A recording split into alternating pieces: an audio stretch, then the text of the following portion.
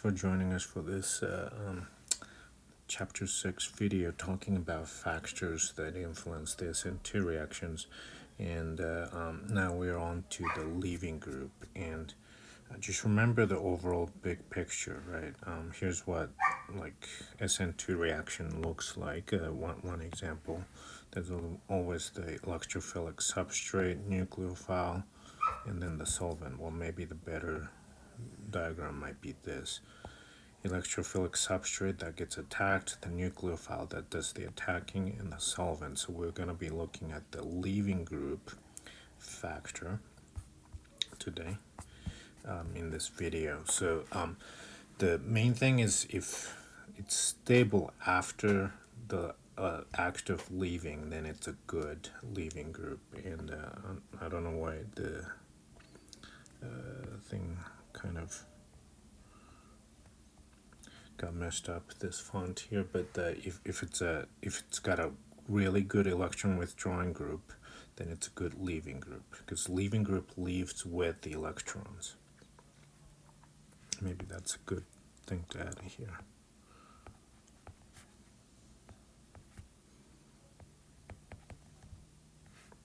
And if it's polarizable, it can accommodate the negative charge as it leaves with extra electrons, so it's a good leaving group. And if it's too basic of a species, like say hydroxide, that's not a good leaving group because it's also a good nucleophile, and the reaction sort of reverses. So we'll kind of discuss that, but these factors make it a better leaving group. If there's such a thing as leaving groupness, it's better, like it's higher in that, right? And then the picture I want you to be thinking about when we think about leaving group is that these things leave with the electrons, right? So hopefully that makes sense. So I might like sort of list typical leaving groups you would see. The sulfates, which should look like the sulfate ion. These are excellent leaving group. One of the things you might notice is if this is really stabilized anion, because negative charge can be resonanced into all these three different oxygens, so it's a very stable species. And similar functional groups, sulfonate,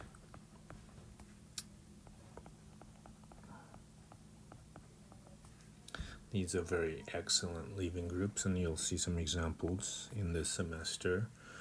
Phosphates, this is not as commonly seen in organic synthesis or strictly speaking organic chemistry context, but that's the sort of the leaving group of choice by nature. Like for example, ATP, adenosine triphosphate, right? It's called triphosphate because it's got a bunch of phosphate groups in a row. That makes for a great leaving group, and it's that leaving group leaving that drives the ATP reactions, which is the source of sort of all energy in biology. Okay. So these are great leaving groups. Water or some sort of alcohol or some sort of amine, regardless of like how many hydrogens the nitrogen has, these neutral amines, these make for a good leaving group, which is about the same as maybe iodide. Leaving group. Bromide is a good leaving group. Chloride is okay. Fluoride is not very great. And hydroxide, as we said, is a really poor leaving group. And like I said, that's these because of these factors. This is high basicity. It's a great nucleophile, which means it's not a good leaving group. Okay. This is polarizable because it's big. It makes for a fairly good leaving group. Some of these are anionic, some of these are neutral, you might notice. And here's kind of a rule of thumb for you. Whenever you see a neutral leaving group, the reaction must be in a acidic environment or condition usually. And the reason why we say that, right, is because remember, when a leaving group leaves, it leaves with these 2 electrons, which means it gains a charge. It gains a negative charge. So if something gains a negative charge to become neutral, before that it was positive. Hope that makes sense. And usually things are only positive in an acidic mixture. Why? Because acid is a proton, right? Or a source of protons. So if there's a bunch of protons, things become positively charged. And if you see anionic leaving group, like a lot of these anionic leaving groups, then that probably came from a basic reaction mixture. Okay. Now, just to kind of hammer this home, we might want to compare these 2 different cases to further understand what's going on with the leaving group situations, or like comparison. And in both of these cases, bromide is the leaving group. Nucleophile, but it's going to work very differently. In one case, you're going to see a neutral leaving group, and so it's going to work out fine. But in another case, you're going to have to see an anionic, which hydroxide in particular is not a good leaving group at all. So in case A, right, if you try to do this reaction, here's supposed to be a substrate. Sodium, remember, is always a spectator ion, and this is your nucleophile. So if this were to attack, right, and then hydroxide is supposed to be the leaving group, the product is supposed to be this bromomethane, and then the leaving group that left, of course, is hydroxide. But remember, this is a very strong base. I shouldn't say very, but it's a strong base, which means it's also a very good nucleophile. Okay, that means this thing could reverse the reaction, right? That can happen easily. And so for that reason, this is not a very good reaction in terms of it's leaning more towards the reactant, the equilibrium is, in this SN2 reaction, which means that this reaction really doesn't happen very well at all, really. Okay. Hope that makes sense. As opposed to if you want to do the similar reaction, if your synthetic goal is to synthesize this compound, how can you do it from methanol? Well, there would be a way to do it, and you just have to do this in an acidic condition instead. So what could happen if you use hydrobromic acid as the bromide source, right? Here's your alcohol substrate. Remember, HBr is one of the strong acids that hopefully you remember from Chem, which means it can protonate just about anything, right? So this is HBr acting as an acid. It's donating a proton, and that doesn't mean that the arrow should start from here to the oxygen. It's the oxygen lone pair that's grabbing this H+, right? So so this is a strong acid, so it's leaning more towards the product. Bromide is a good conjugate base, pretty stable, and methanol has this extra proton on it. Now when the bromide tries to attack this to do SN2 reaction, I want you to notice how the leaving group, which is here, is now a neutral species, right?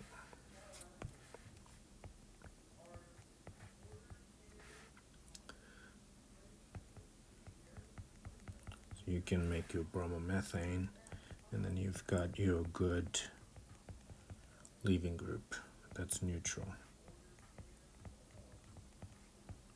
whereas this was a poor, oops, I should say.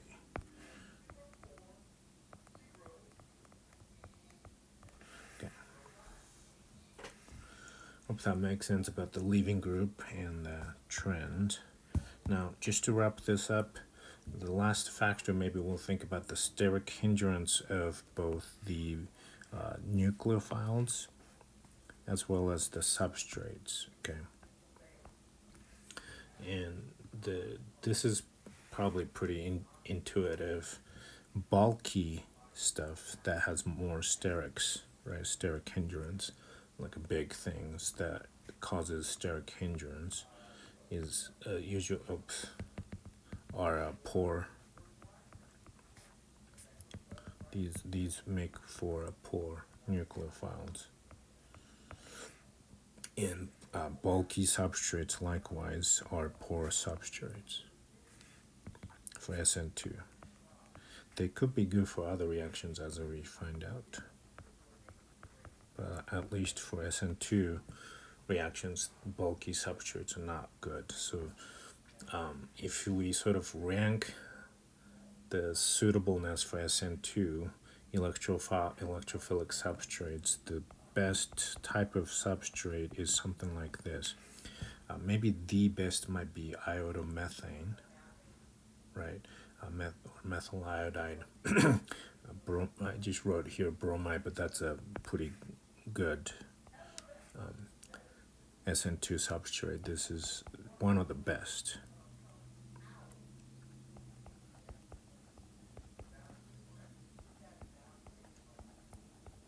And of course that's because it's got a good leaving group, and but more importantly in the context, this is not very bulky. It's just one carbon. That's like the smallest substrate you could have with a good leaving group. And so this would be the best type of a situation. Methyl.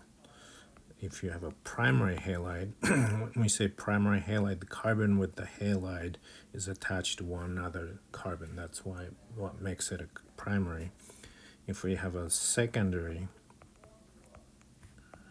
halide, that's not as good. In fact, SN2 tends to be sluggish with these. This is secondary because the carbon with the halide is attached to two other carbons.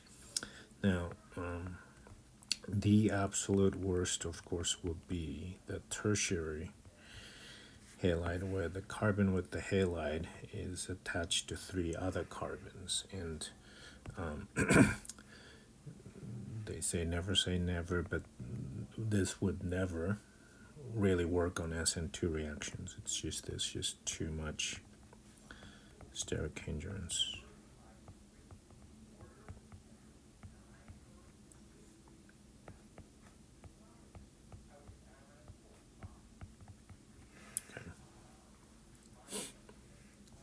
And similar trend follow for nucleophiles, except with a little bit of a twist. Like if you compare like this dimethylamine, which is a good nucleophile, and diethylamine that has two ethyl groups on it.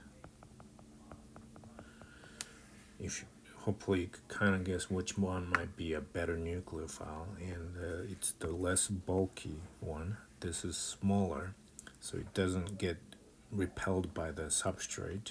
Two bulky things don't want to really react as easily, but these are still better nucleophile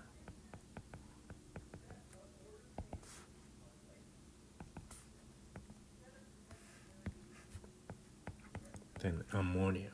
Now that might be surprising because this is much smaller than these guys, but to be a good nucleophile, right, like you need to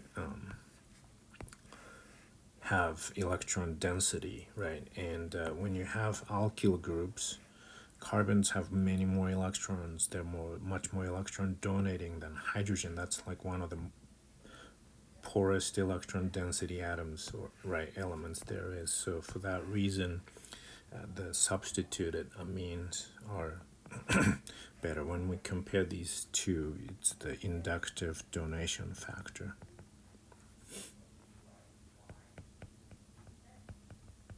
That matters. And remember, inductive effect means the electron densities are donated through the sigma bonds, single bonds, right from the electron-rich atoms.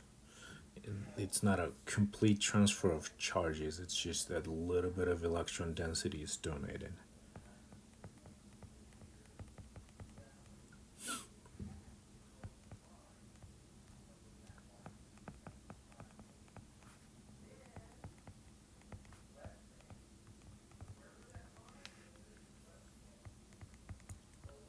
And that increases nucleophilicity. Now, what about over here? This comparison, right? Like these two.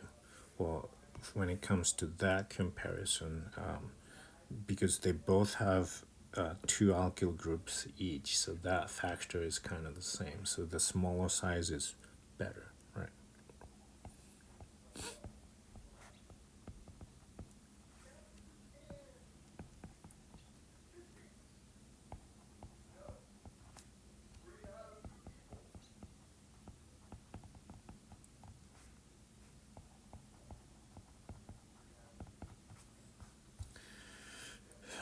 So for that reason, if the substrate is very small, it makes, again, for a good nucleophile.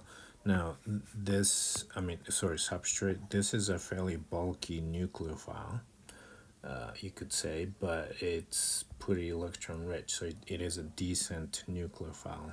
And if you've studied biology to some extent, you might possibly recognize a structure like this from somewhere. And this is a part, I'm showing the part of the structure of adenosine nucleotide, which you might be aware that's part of your DNA makeup, one of the bases for your DNA. This is kind of bulky, but it's electron rich, so it's a decent nucleophile. And this is adenosine.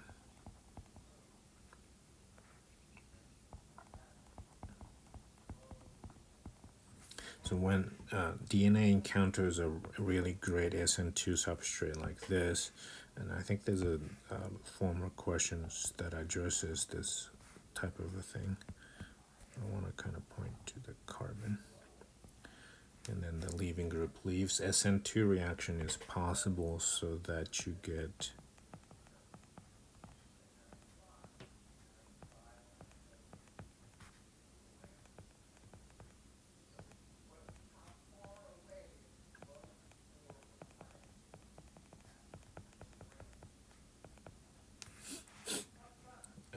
a reaction like this. Now, it turns out that's not the most reactive nitrogen in that adenosine nucleotide, but the discussion here gets complicated, so we'll just pretend that's a good nitrogen that I used to make it simpler. And of course, this positive charge easily becomes neutralized because the proton really can be absorbed by just about anything in a biological system. But this, what we just created here in this mechanism, is a methylated DNA, right? And when this DNA needs to be copied for replication again, the copying is going to be difficult because it's not the normal structure anymore, and so often makes an error or a mutation, and this can be a cause for cancer. And this might shock you, but bromomethane used to be used to wash all your vegetables in the United States until 2004. So go figure. The idea was this is volatile enough, like it wouldn't persist on the surface of the vegetables, but this was used to kill insects and stuff like that. But anyway, you might give yourself a second to see if this reaction might be possible. think about that. We'll answer it in class.